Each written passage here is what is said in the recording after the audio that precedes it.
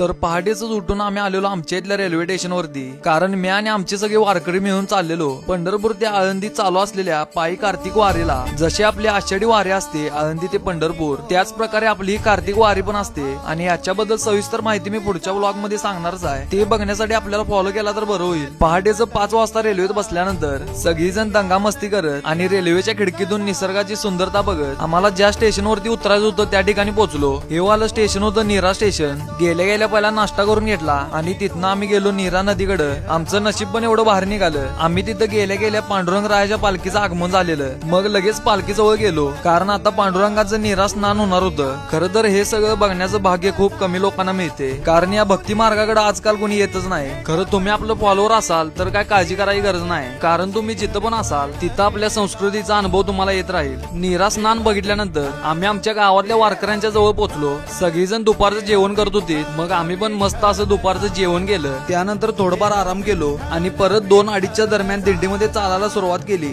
चालताना पण एवढं ऊन लागलं खतरनाक। खरं पण टाळ, मृदंग आणि अभंगाच्या गजरामध्ये संध्याकाळ कधी झाली हे आम्हाला कळालंच नाही आणि आम्ही पोहोचलो आमच्या मुक्कामाच्या ठिकाणी। व्हिडिओ आवडल्यास फॉलो तेवढं करा।